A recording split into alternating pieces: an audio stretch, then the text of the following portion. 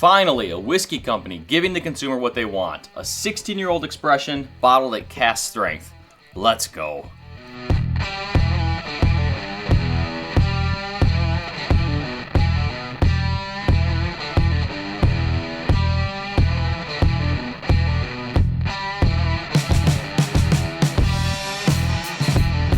How are y'all doing today? My name's Chris. Welcome back to Bourbinsane. Today we've got a super high aged, pretty high proof release from the World Whiskey Society, Doc Holliday 16 year.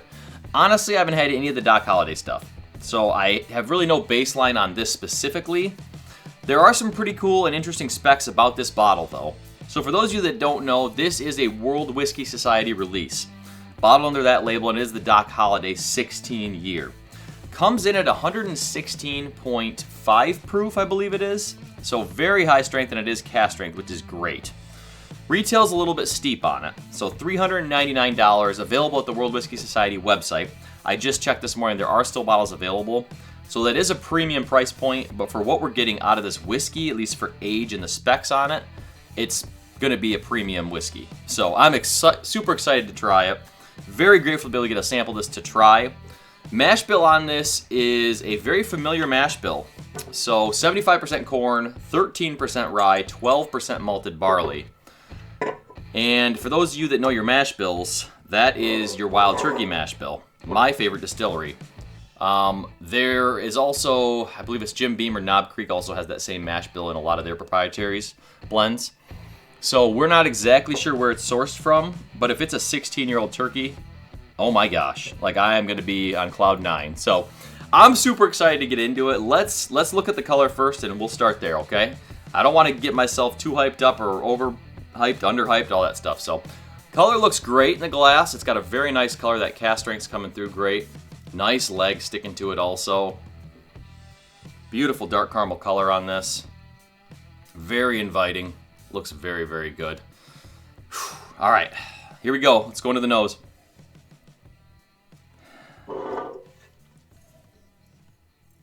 Oh man.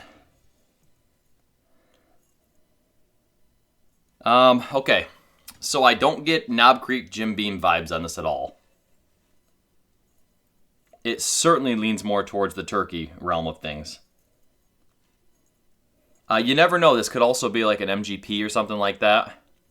As far as distillery, I mean, MGP makes just about every mash bill you can make out there.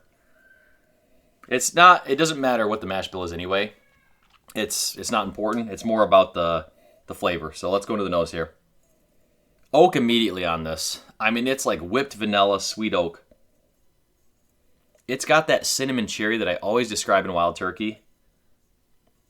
Once you get to some older turkey though, that cinnamon cherry turns into almost like a whipped cherry cinnamon topping, like a vanilla custard.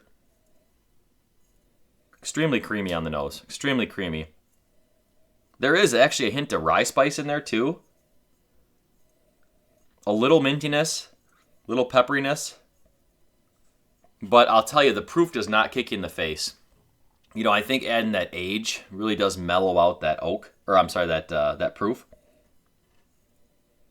It smells about 105, 110. To me, this is the sweet spot of proof. I love my whiskey between 110 and 120. And like I said, this is 116.5, so that's a good thing. That's a good thing. Let's go to palate, see if it matches that great nose.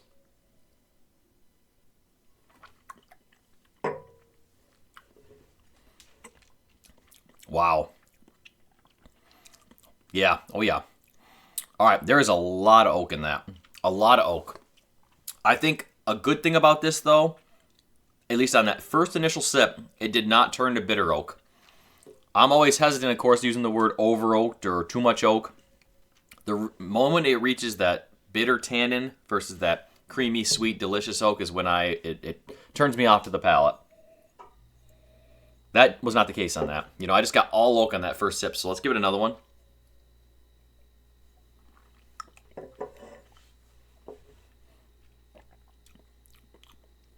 Nuttiness on that second one. More nuttiness on it, almost like a roasted pecan, little almond. I don't get that Knob Creek peanut nuttiness. But when Jim Beam gets older, also that nuttiness takes a back seat to the oak. And of course, that's, this is an oak forward bourbon for sure. So I can't rule out Jim Beam 100%. I still get that cinnamon cherry big time on the nose though, and it's more of like it's almost like a maraschino cherry more than a deep, dark fruited cherry on the nose at least. In older turkey, that maraschino cherry note, cinnamon note, tends to become a darker cherry note for me. Let's give it another sip.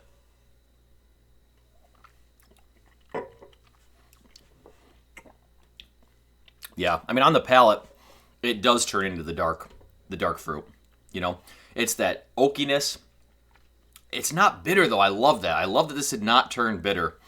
Whoever did the blending on this, I think it was a very small batch blending. I think it was only like a very small amount of barrels they blended.